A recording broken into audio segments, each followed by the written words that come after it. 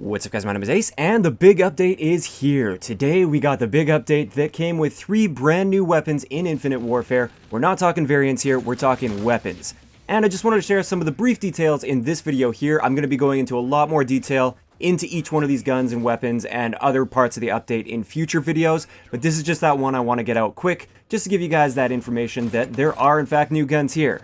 So first off, we've got the RVN Assault Rifle. Now this is a 2-round burst energy weapon, and it fires these 2-round bursts very quickly as well, which is really nice to see. I actually got to play with this gun about a month and a half ago when I was at Infinity Ward playing the DLC 1. I got access to all of these weapons and we got to play around with them a little bit, but I haven't been able to talk about them at all. I've been trying to hint for you guys to save your keys because I wasn't sure how they were going to implement it, but the nice thing with this assault rifle is it is actually free, or it can be earned. You don't have to get lucky and get this out of a supply drop. Now the variants for this, yes, those are supply drop only, and I think that's totally fair as long as we get the base weapons for free or just based on unlocking challenges. I think that's excellent because everybody gets to try these out, and if you happen to get lucky and get a variant, that's great. As for what I think of this gun so far, keep in mind I've only played a couple games with it. I decided I just recorded my very first gameplay with this, and that's what you're seeing in the background. So it's not the most amazing gameplay because I didn't like go through a few different games and then pick my best game or anything. I just played the one game, recorded it, and you can see the potential of this gun. It is quite powerful if you're accurate with your shots, and I really like that. It looks like it's generally going to be about a 2-burst kill in core game modes, assuming your 2 bursts are relatively on target.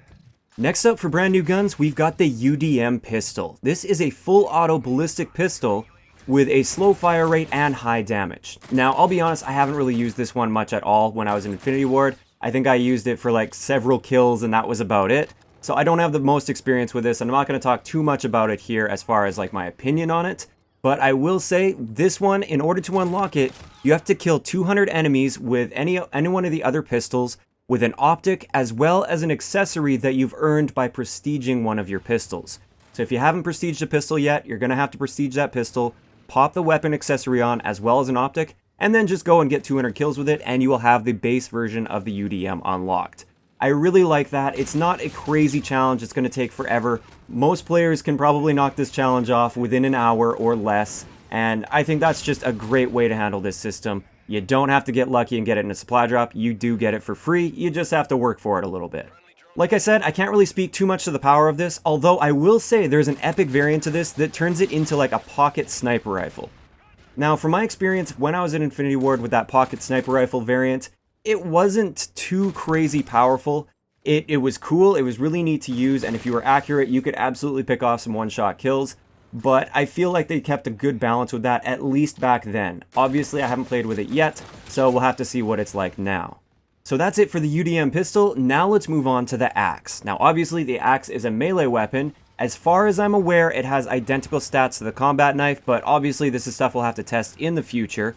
And with this one, it is earned through supply drops only. Now this is one where I'm totally fine with this being hidden behind a luck wall or a paywall, whatever you want to call it. Basically, you have to get lucky in a supply drop to get it, as long as the base axe is identical to the base combat knife. Which, like I said, I think that is the case, but I could be mistaken on that. We will do some testing in the future. One really cool thing with this is there is an epic variant, again, supply drop only, but there is an epic variant where you can throw the axe. Now, before everybody freaks out thinking people are going to be running around getting quad feeds with this, that's just not going to happen. We played with this quite a bit when we were at Infinity Ward, and we actually had a big axe-only game as well, with all of us YouTubers just running around with axes. It was a great time.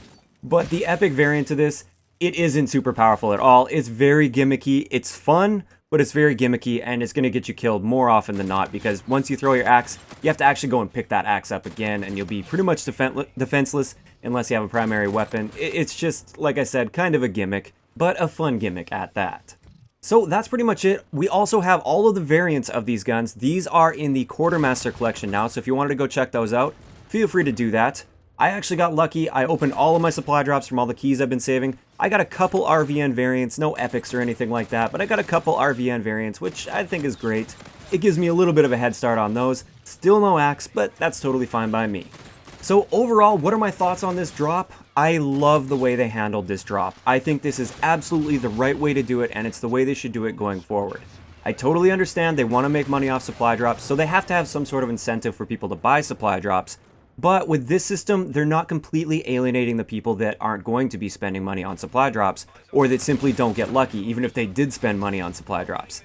Everybody has access to the base guns at least, and I think that's excellent. That is the right way forward.